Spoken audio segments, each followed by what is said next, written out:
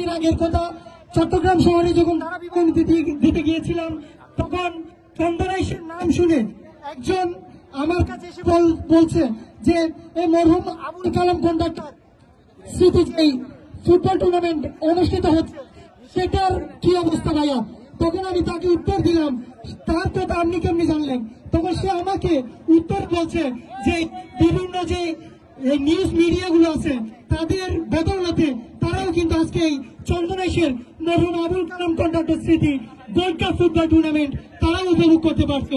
যার কারণে যে সকল মিডিয়ার ভাইয়েরা আজকে এই চন্দনাইশে মরহুম আবুল কালাম কন্ডাক্টর স্মৃতি গোল্ড কাপ ফুটবল টুর্নামেন্টকে সম্প্রচারিত করছেন, সবাইকে অন্তরের অন্তর থেকে ধন্যবাদ জানাচ্ছি।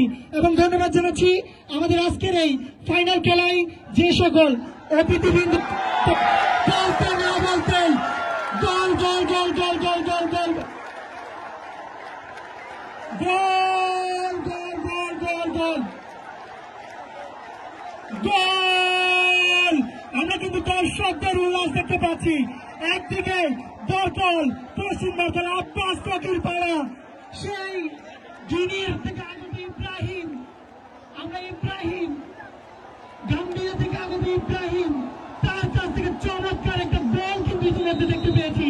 সেই পশ্চিম দরকার আব্বাস ফকির পাড়া এক, খেলার ফলাফল পূর্ব আমিলাইশ ফুটবল একাদশ তারা কিন্তু 0-1 গোলে এগিয়ে গেল কিন্তু পশ্চিম দরকার ফুটবল একাদশ। আমরা কিন্তু দর্শকদের উল্লাস দেখতে পাচ্ছি।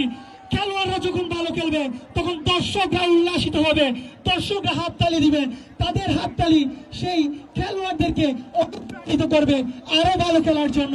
এবং ধন্যবাদ জানাচ্ছি আমাদের এই ধারাভাষ্যকার প্যানেলে যে সকল সদস্যবৃন্দ আছেন, আমার শ্রদ্ধেয় বড় ভাই জনাব মোহাম্মদ মাসুদ পারভেজ ভাই, আমার শ্রদ্ধেয় বড় ভাই জনাব মোহাম্মদ আমিন ভাই, এবং আমাদের সাথে উপস্থিত আছেন